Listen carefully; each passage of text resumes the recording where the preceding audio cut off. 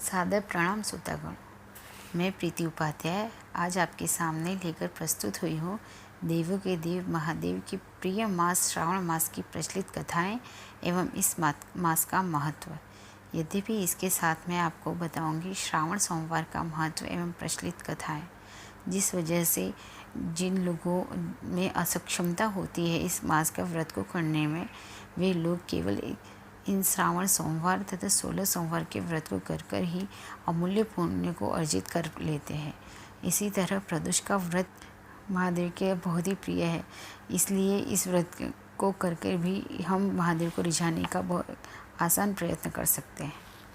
अब मैं आपको सुनाने जा रही हूँ श्रावण मास का महत्व। हिंदू धर्म में सावन के महीने का बहुत ही महत्व माना गया है। श्रावण मास को मनोकामना पूरा करने का महीना भी कहा जाता है। शास्त्रों के अनुसार महादेव को ये महीना बहुत ही प्रिय है। जो भी भक्त सावन के महीने में पूरे विधि विधान से शंकर भगवान की पूजा करते हैं तथा उन पर बिलपत्र, जल और पंचामृत से अभिषेक करते हैं, उन पर भगवान भोलेनाथ की विशेष कृपा होती है। सावन के महीने में पड़ने वाले सोमवार का भी बहुत ही महत्व माना गया है। शिव पुराण के अनुसार जो भी इस माह में सोमवार का व्रत करता है, भगवान उनकी सारी मनोकामनाएं पूर्ण करते हैं। मान्यता है कि इस महीने में भगवान शिव की कृपा से सभी प्रकार की परेशानियां भी दूर होती हैं। धार्मिक मान्यताओं के अनुसार सावन का महीना भगवान शिव और विष्णु का आशीर्वाद लेकर आता है। माना जाता है कि देवी पार्वती ने भगवान शिव को पति रूप में पाने के लिए पूरे श्रावण मास में कठोर तप करके भगवान शिव को प्रसन्न किया था। इसीलिए श्रावण मास का इतना महत्व है और भगवान शिव को श्रावण मास बहुत ही प्रिय माना गया है। सोमवार व्रत कथा एवं विधि। सोमवार का व्रत चैत्र, वैशाख, श्रावण, मार्गशीर्ष, कार्तिक मास में आरंभ में किया जाता है। साधारणतः इस व्रत को श्रावण मास में आरंभ में किया जाता है।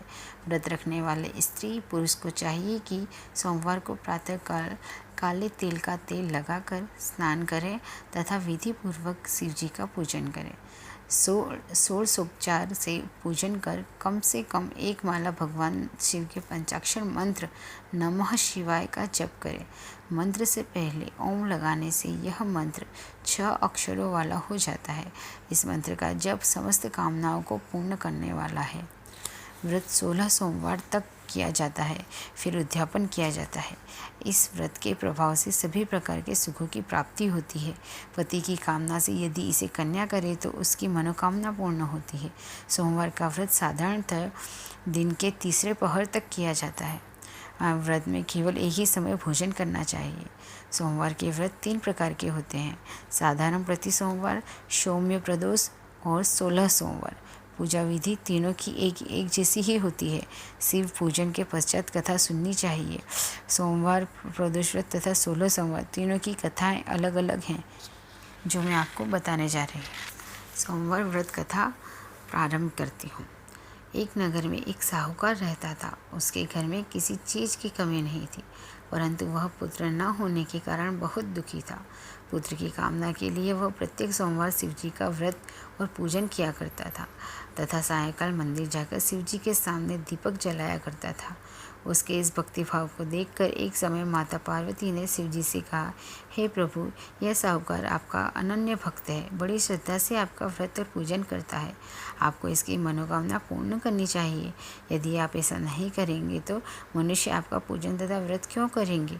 माता पार्वती का ऐसा आग्रह देख शिव जी कहने लगे, हे पार्वती, इसके भाग्य में पुत्र का संयोग नहीं है, फिर भी इसके पूजा भाव को देखकर मैं इसे पुत्र की प्राप्ति का वर देता हूँ, परंतु वह केवल 12 वर्ष तक ही जीवित रह सकेगा।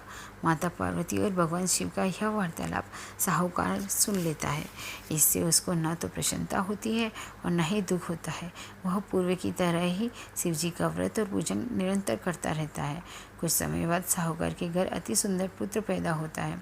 साहूकार के घर में बहुत ही खुशियाँ मनाई जाती है। साहूकार असलियत को जानता है, इसलिए उसे न तो अधिक प्रसन्नता प्रकट की जाती है, न ही वो किसी अपने मन का भेद किसी से बता पाता है।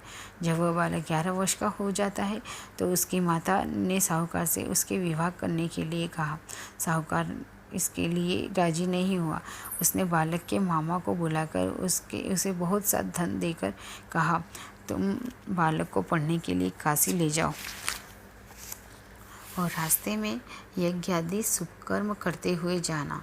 दोनों मामा भांजे यज्ञ करते, ब्राह्मणों को भोजन कराते तथा दक्षिणा देते काशी जी की ओर चल पड़ते हैं। रास्ते में एक शहर पड़ता है। उस शहर में राजा की कन्या का विवाह था, परंतु जो राजकुमार विवाह कराने के लिए आया था वह एक आंख से काना था।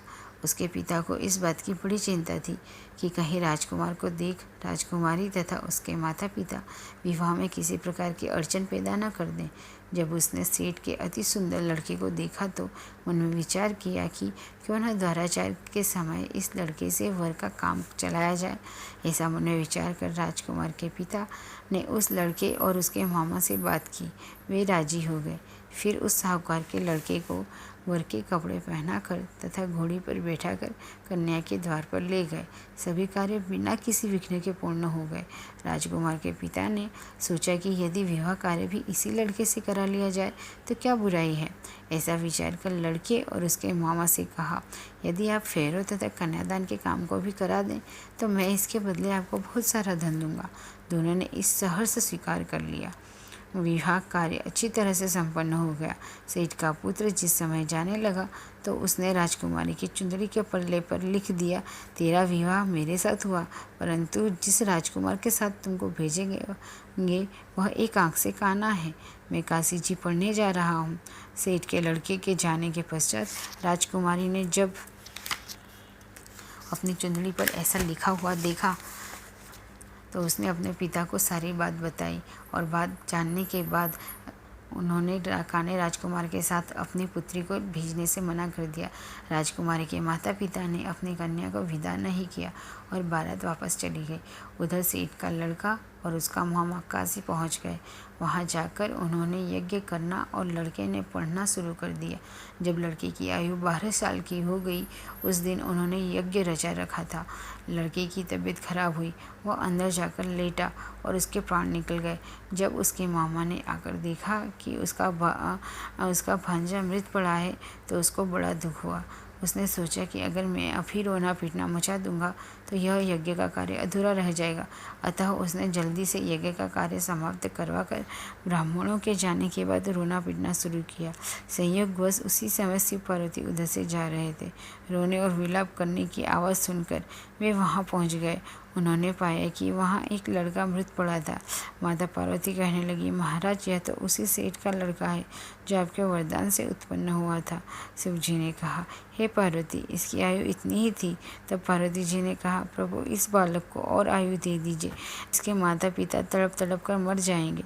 माता पार्वती के बार बार आग्रह करने पर भी शिव जी ने उसको जीवन का वरदान दिया। शिव जी की कृपा से वह लड़का जीवित हो गया। शिव जी और पार्वती कैलाश पर्वत चले गए। शिक्षा पूर्ण होने के बाद वह लड़का और उसके मामा उसी प्रकार यज्ञादि शुभ कर्म करते करते अपने घर की ओर चल पड़े। रास्ते में उसी शहर में आए जहाँ की राजकुमारी से लड़के का विवाह हुआ था। वहाँ आकर उन्होंने यज्ञ आरंभ कर दिया। उस लड़के के ससुर वहाँ के राजा ने उनको पहचान लिया और महल में ले जाकर उसकी बहुत आवभगत की तथा बहुत से दास दासियों सहित आदरपूर्वक अपनी राजकुमारी और जमाई को विदा किया। इधर साहूकार तथा उसकी पत्नी अपने पुत्र को सही सलामत लौट देख बहुत ही खुश हुए और उस समय साहूकार ने अपनी पत्नी तथा अपने बेटे को ये सारी सच्चाई से अवगत कराया कि भगवान शिव ने उनकी भक्ति भाव से प्रसन्न होकर उन्हें एक पुत्र वरदान के रूप में दिया था, लेकिन जिसकी आयु केवल 12 वर्ष की थी। उनके वरदान से ही आज ही हमें इतना सही सलामत इतने लंबी आयु वाला पुत्र मिल पाया है। जो कोई सोमवार के व्रत को धारण करता है अथवा इस कथा को पढ़ता है या सुनता है उसकी समस्त मनोकामनाएं पूर्ण होती है। इस लोक में नाना प्रकार के सुख भोग कर अंत में सदाशिव के लोक को प्राप्त होता है। जय महादेव।